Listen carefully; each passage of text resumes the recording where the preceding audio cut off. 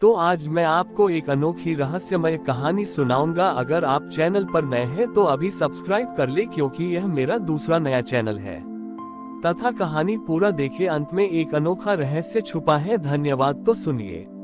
प्राचीन समय की बात है। एक राज्य था जिसका नाम था धर्मपर। इस राज्य के राजा रानी बहुत ही न्यायप्रिय और दयालु थे, लेकिन उनके राज्य में एक अनूठी समस्या थी।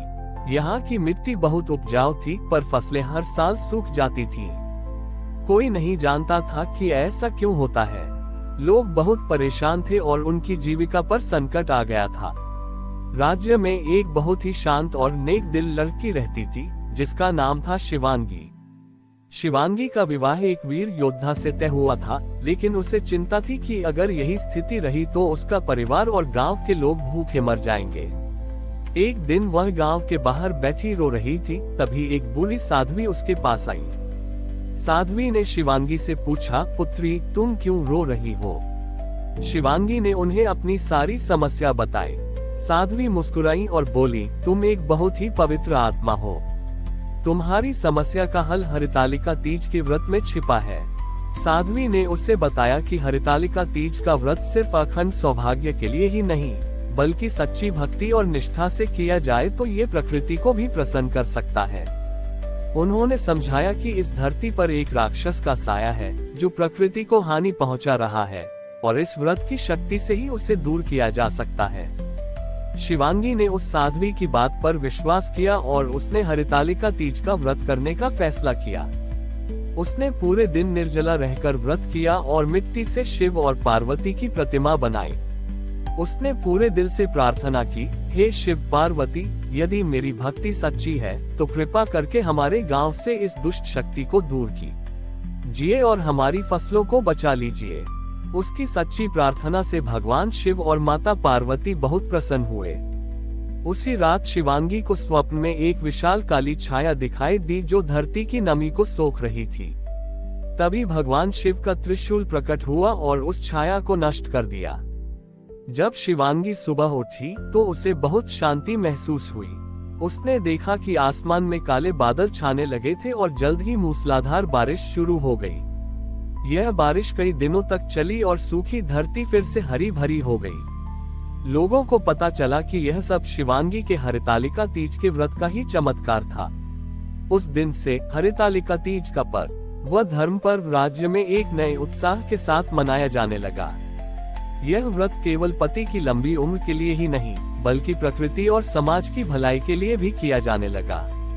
ये कहानी हमें सिखाती है कि सच्ची भक्ति और निष्ठा से किया गया कोई भी व्रत केवल एक व्यक्ति के जीवन को ही नहीं, बल्कि पूरे समुदाय और प्रकृति के जीवन को भी बदल सकता है।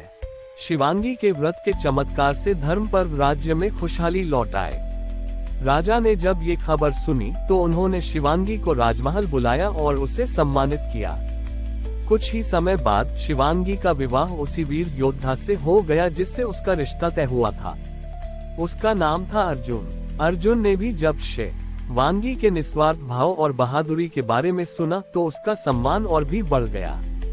शादी के बाद शिवांगी ने अपने पति के साथ मिलकर राज्य में एक नई पहल शुरू की।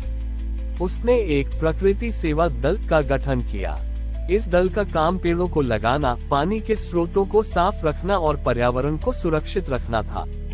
हरितालिका तीज के दिन इस दल के सभी सदस्य विशेष रूप से एकत्रित होते और प्रकृति की पूजा करते। उनका मानना था कि प्रकृति का सम्मान करना भी भगवान शिव और माता पार्वती की सच्ची पूजा है। एक दिन राज्य में एक विचित्र घटना घटी। जंगल से एक बहुत ही दुर्लभ और सुंदर फूल गायब हो गया। ये फूल सिर्फ साल में एक बार खिलता था और इसका उपयोग एक बहुत ही महत्वपूर्ण आयुर्वेदिक औषधि बनाने में होता था, जो असाध्य रोगों को ठीक करती थी। राज्य के कई लोग इस औषधि पर निर्भर थे। राजा ने उस फूल को खोजने की बहुत कोशिश की, लेकिन वह कहीं नहीं मिला। ये खबर सुनकर शिवांगी और अर्जुन बहुत चिंतित हुए। शिवांगी ने एक बार फिर हरितालिका तीज के व्रत का सहारा लिया। उसने पूरे मन से भगवान शिव और माता पार्वती की पूजा की और प्रार्थना की, हे प्रभु, इस दुर्लभ फूल को वापस लाने में हमारी मदद करें, ताकि हमारे राज्य के बीमार लोगों का इलाज हो सके। उसकी प्रार्थना के बाद उसे स्वप्न में माता पार्वती ने दर्शन दिए और बताया, पुत्री, उस फूल को एक लालची जादूगर ने चुरा लिया है। वह इसे अपने निजी स्वार्थ के लिए उपयोग करना चाहता है। तुम अर्जुन के साथ एक सुनसान गुफा के पास जाओ। उस गुफा के मुहाने पर एक बूढ़ा बरगद का पेड़ मिलेगा। उस पेड़ के नीचे तुम्हें एक विशेष मिट्टी मिलेगी, जिससे तुम अपने माथे पर लगा लेना। इससे तुम जादूगर को देख पाओगी। सुबह उठकर शिवांगी ने यह बात अर्जुन को बताई। दोनों उस गुफा की तरफ गए। वहां उन्हें वह बूढ़ा बरगद का पेड़ मिला। शिवांगी ने उस मिट्टी को अपने माथे पर लगाया और अचानक उसे गुफा के अंदर एक अदृश्य जादूगर दिखाई दिया, जिसने वह फूल छिपा रखा था। शिवांगी ने अर्जुन को इशारा किया और अर्जुन ने अपनी तलवार से उस जादूगर पर वार किया। जादूगर कमजोर हो गया और फूल उसके हाथ से गिर गया। शिवांगी ने तुरंत उस फूल को उठाया और सुरक्षित रूप से वापस ले आई। इस घटना के बाद पूरे राज्य में शिवांगी की बुद्धिमत्ता और साहस की प्रशंसा होने लगी। लोगों को यकीन हो गया कि हरितालिका तीज का व्रत न केवल सौभाग्य लाता है, बल्कि यह साहस और बुद्धिमत्ता का भी प्रतीक है। ये कहानी हमें सिखाती है कि सच्ची भक्ति हमें न केवल आध्यात्मिक शक्ति देती है, बल्कि ये हमें जीवन की सबसे बड़ी चुनौतियों का सामना करने के लिए भी तैयार करती है। शिवांगी और अर्जुन के साहस ने पूरे राज्य को प्रेरित किया। राजा ने प्रकृति सेवा दल को राजकीय मान्यता दी और हरितालिका तीज के दिन एक विशेष उत्सव का आयोजन किया जाने लगा। इस उत्सव में न केवल धार्मिक पूजा होती थी, बल्कि प्रकृति और पर्यावरण की रक्षा का संकल्प भी लिया जाता था। कुछ वर्षों बाद राज्य में एक बहुत बड़ी समस्या आ गई। एक विशाल नदी, जो पूरे राज्य की जीवन रेखा थी, सूखने लगी थी। यह नदी हिमालय के एक ऊंचे पहाड़ से निकलती थी और किसी को पता नहीं था कि इसका स्रोत क्यों सूख रहा है। यदि नदी पूरी तरह सूख जाती तो पूरे राज्य में भीषण जल संकट पैदा हो जाता। राजा ने बड़े बड़े इंजीनियरों और वैज्ञानिकों को बुलाया, लेकिन कोई भी इस समस्या का हल नहीं ढूंढ पाया। तभी शिवांगी को एक विचार आया। उसने कहा, महाराज, इस समस्या का समाधान भी उसी तरह की भक्ति और निस्वार्थ सेवा में छिपा है, जैसा हमने पहले किया था। हरितालिका तीज का समय नजदीक था।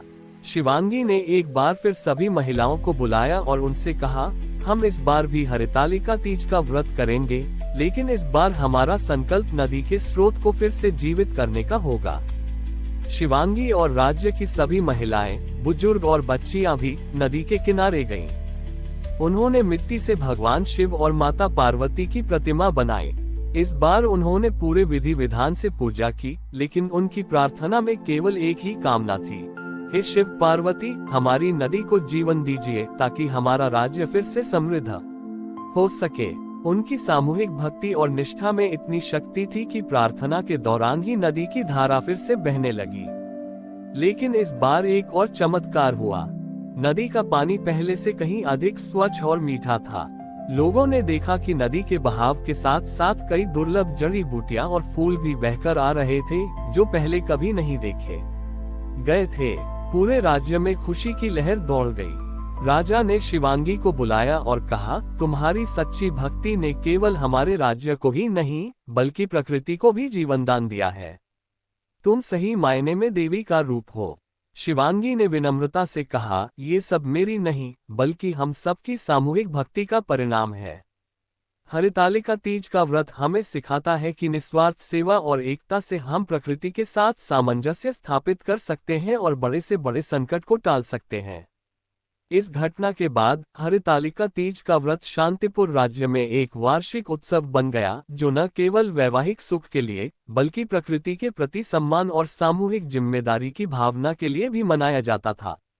ये कहानी हमें सिखाती है कि हमारी आस्था और भक्ति केवल व्यक्तिगत कामनाओं तक सीमित नहीं होनी चाहिए, बल्कि इसे समाज और प्रकृति के कल्याण के लिए भी उपयोग करना चाहिए।